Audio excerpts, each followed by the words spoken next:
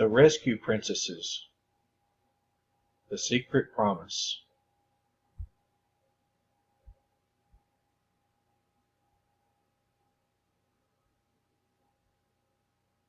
Chapter 1.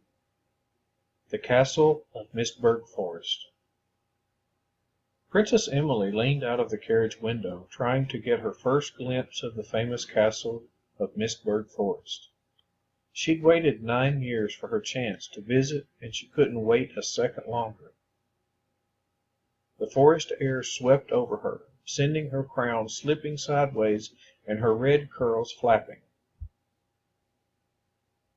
"Emily, please don't hang your head out the window like that. It doesn't look very graceful," said her mom, straightening her own crown. Princess Emily took one last look and reluctantly pulled her head back in. "You should have let me drive. I could have gone much faster than this." Her dad's mouth twitched into a smile.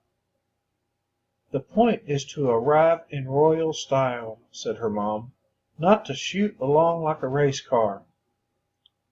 Emily resisted saying that racing would have been more fun. Her mom and dad were the king and queen of Middingland, and they always knew the right way to do things. They had flown across the sea from Middingland that morning in the royal jet. Then they had traveled from the airport in a carriage, because everyone arrived at the Mistburg Grand Ball by horse and carriage. The ball took place at King Gudland's castle every spring and was one of the biggest events of the season. The scent of pine trees filled the carriage, and Emily caught a flash of movement as a deer ran deeper into the forest. The horses pulling the carriage slowed down to a walk as they passed through gigantic golden gates. The call of a peacock echoed across the grass. Emily held her breath. "We must be inside the grounds of the castle." She stuck her head out of the window again, and her heart drummed with excitement. "When we get inside, we have a dress fitting at 2 o'clock," said the Queen. "Please remember to brush your hair, Emily. It's gotten a little wild in the breeze." But Emily wasn't thinking about brushing her hair. Above her towered the round turrets of King Gudland's castle, stretching up to the sky. Usually her little sister would have nudged her out of the way, but Lottie was staying with their cousins to recover from a bout of chicken pox, so for once Emily had a perfect view. The castle was much more magnificent than their palace in Middingland, and she had 3 whole days to explore it. A short, white-haired man hurried down the flight of steps as the carriage drew to a halt. "Philip! Maria! How wonderful to see you!" he exclaimed. "Herman, how are you?" said Emily's mom, gracefully stepping down from the carriage. She turned to her daughter. "Emily, I'd like you to meet King Gudland." "A pleasure to meet you, Princess," said King Gudland. Emily curtsied. She instantly liked the small man with twinkly eyes. She hoped all the other kings and queens were as friendly as he was. The purpose of the Mistburg Grand Ball was for young princes and princesses aged 9 or older to present themselves to the 20 royal families from around the world. Emily had never been there before because her parents had been so busy with their royal duties at home in the kingdom of Middingland. But this year was different. Emily was old enough now to take part in the ceremony. In 3 days she would have to curtsy in front of each and every king and queen, and she was already a little nervous.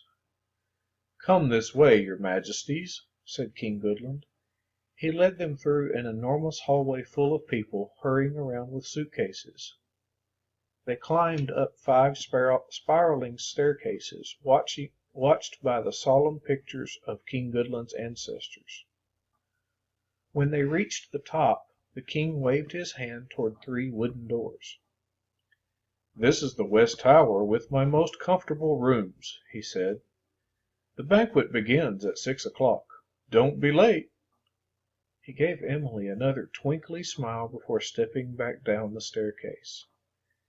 "That's your room, Emily," said her mom, pointing to the first door.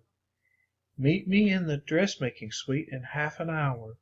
It's 2 staircases down and then on the right. You can't miss it." Emily nodded, pushed her door open, and took her first look at her room.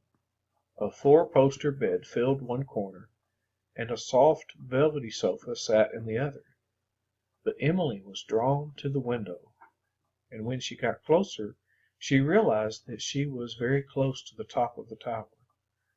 Everything on the ground looked tiny. She could see the stables for King Goodland's horses and a set of obstacles that looked like a huge adventure playground. As she stared down, another carriage pulled up in front of the castle, and a girl dressed in green climbed out. Emily watched her eagerly. She was looking forward to meeting some more princesses her own age. Life at home in her palace in Middingland was great, but there was only her little sister to play with. Suddenly Emily looked at her watch. Half an hour had flown by while she was daydreaming at the window. She was supposed to be in the dressmaking suite with her mom right now. She rushed out of her room and back to the staircase. What had her mom said? 2 staircases down? Yes, that was it. She raced down the 2 sets of spiral steps so fast that she began to feel dizzy. At the bottom she stopped, looking left, then right. Which one was it? Emily turned left. There was only one door in the passageway. That must have been why Mom had said she wouldn't miss it. As she opened the door, she heard a man's deep voice. It sounded as cold as glass. There must be absolute secrecy, you understand. I will not put up with ridiculous mistakes," said the voice. "Yes, my lord, we understand," came the reply. Emily stopped uncertainly. The man with the deep voice had his back to her. She could tell he was very rich by the fancy dark cape and purple hat he wore. The 2 other men nodded their heads humbly, their eyes fixed on the rich man. This wasn't the dressmaking suite. She must have turned the wrong way. Emily started to tiptoe backward, but the man with the deep voice turned around. "What do you think you're doing? Come back right now," he barked, striding toward her. Emily knew she had no explanation good enough for a man who barked like that. Spinning around, she ran back to the stairwell, her feet thudding across the red carpet. She rushed down the opposite hallway, tearing open the first door, and landing inside the dressmaking suite in a tangle of arms and legs. That's the end of chapter 1. I love you, girls.